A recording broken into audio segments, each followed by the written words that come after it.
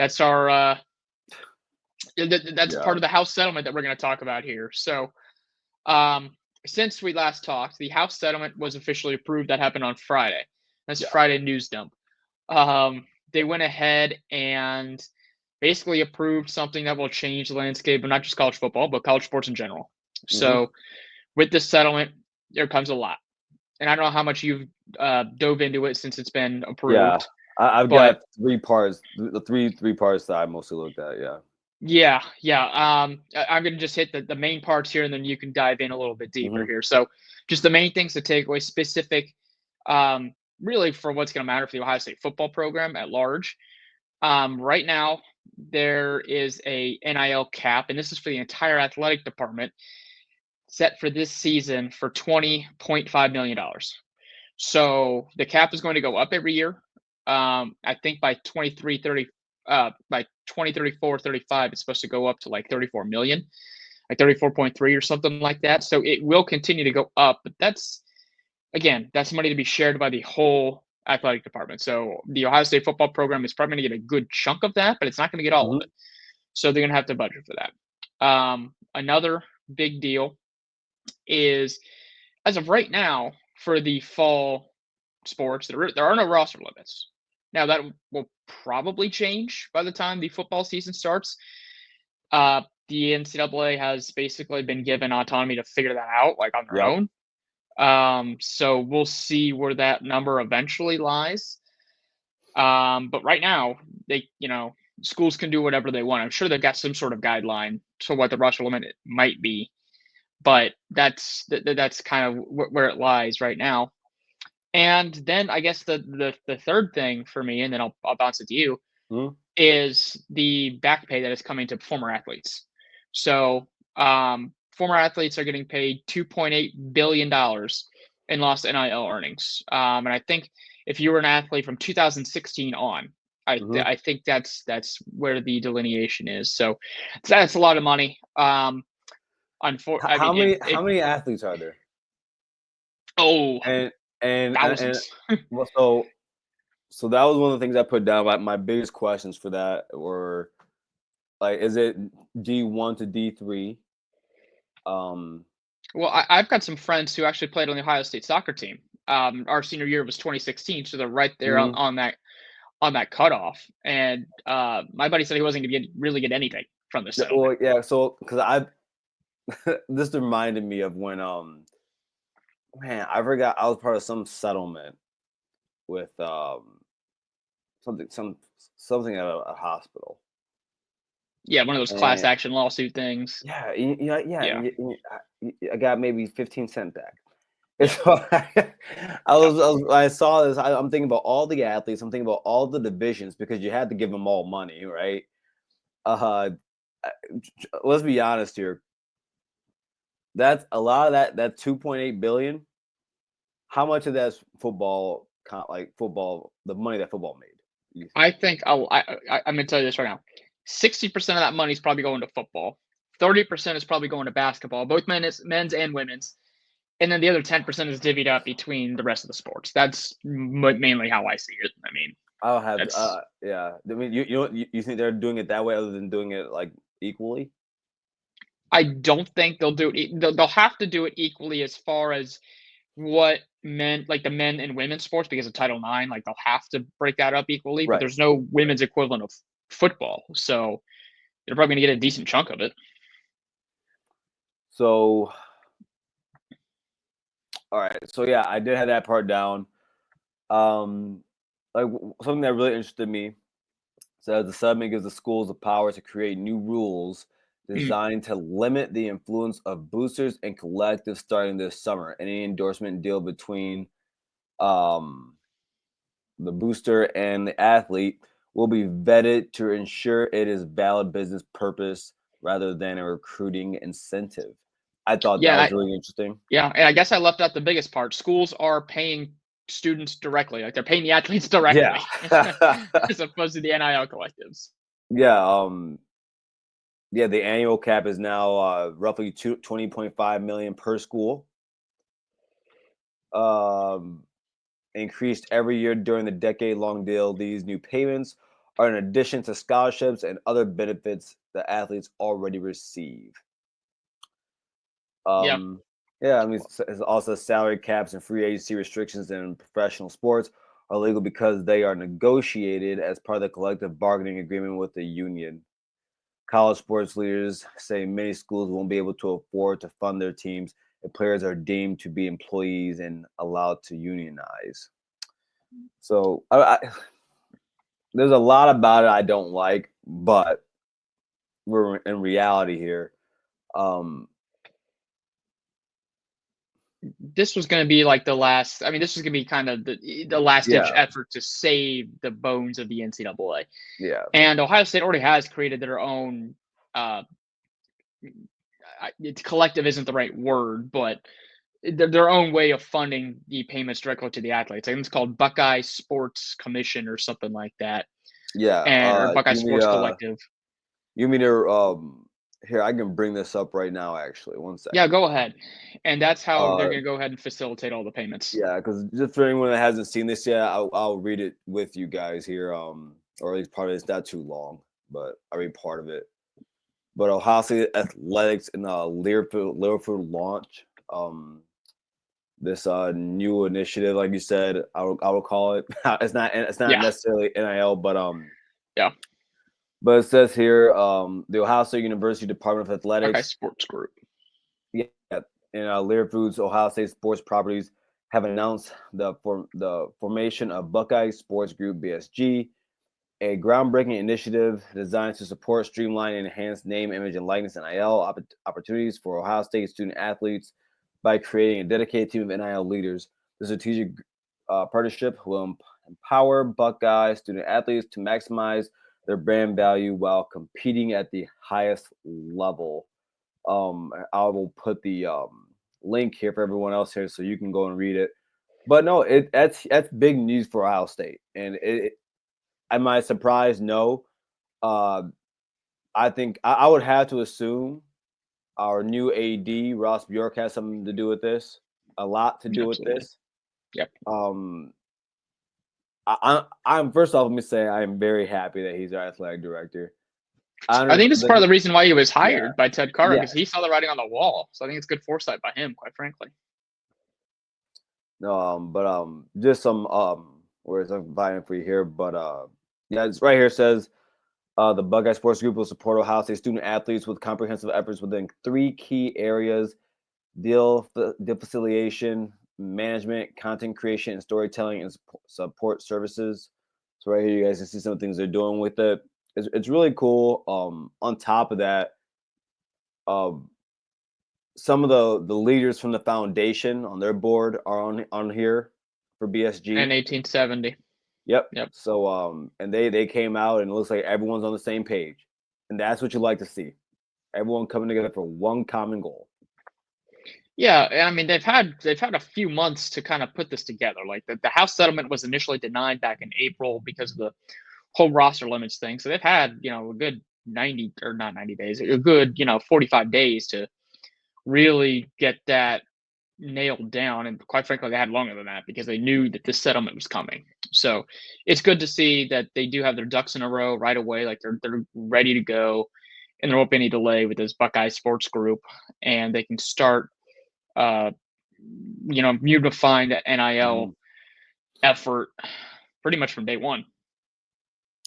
Yeah, and again, like if doggone it, man, if someone's gonna take advantage of what's going on now, I'd rather be my program. I'm not gonna sit here and boo hoo as much as I want to about it. I'm only Uh, 30. I feel like the old man here. I'm only 32 years old, but I'm 31. I'm right there with you. Like I think we both miss. I think we're both kind of disenchanted with what has happened in college sports, Mhm, just in general. And I think a lot of fans feel that way, where it's just everything seems to be a money grab, like just absolutely everything, and for sure. nothing else matters in terms of competitiveness, like the experience for the fans who help fund this whole damn thing. It's frustrating, and I Yeah. wonder if there will be a point at some point where all of this stuff starts to drive enough fans away from the game where their golden goose is it's going to burst. Like there's not going to be enough new fans flowing in. In fact, they're going to start losing fans where the value of the brand start going down. Mhm. And then all of a sudden, you're going to be sitting there looking at themselves like, what the hell happened here? I do wonder if there is a point where that'll Yeah. eventually happen. I don't know if that point's going to be anytime soon, in the next 5 years, but Mhm. 10, 15, if things start going down the line, I can especially see that happening if there end up being two super conferences, because then you are going to lose half the country in terms of viewership. Yeah. And then that's going to cut your TV contract, and that's going to cut all kinds of money coming into these schools. So I don't The Rob Favre, he says, let's be know. honest, all college sports was way better with shady $100 handshakes behind the scenes. You're not lying. So they Those are could the buy a good liter of days. cola. Yeah, I mean, those are the good days, man. When you could just, say, Well, look, and to be we honest, know we got a new car for you. That's why the SEC was so good for so long. Now that it's legal, they can't compete. They broke down there. Man, I miss the some of those Trestle days, man. Those later years when I knew my team was paid for and bought, and I did not care. I was a young kid, didn't care. Yeah, yeah. I mean, everyone knew. No one necessarily cared, and that's part of what I worry about now. But I mean, Mhm. I worry about it with just in college sports in general, but I don't necessarily worry about it with Ohio State, because Ryan Day has said multiple times that he is not, like, NIL is not the forefront of their recruiting strategy. Yes, I did see this, Doreen. Yes, we are young. Oh my gosh, that's a Um, but NIL is not like at the forefront of how they try to bring recruits in. Mhm. NIL is a supplemental thing. Now, of course, they're still going to offer big packages for a select few type of recruits. The Jeremiah Smiths that come in. If they're able to land Felix Ojo, someone like him, they're going to give the premium guys a lot of NIL opportunities.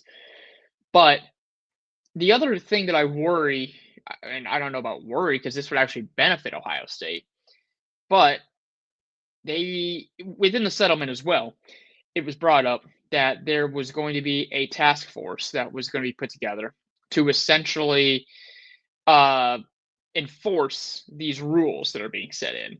And they brought in a guy from the MLB, Brian Seeley, to Yep. go ahead and oversee that committee. He's the CEO of that committee. And this committee is going to be in charge of, like I said, essentially dishing out punishments and making sure that everything is above board with this. There are several uh, ADs and coaches within college football that have already come out anonymously and said, "How the hell are you going to enforce this?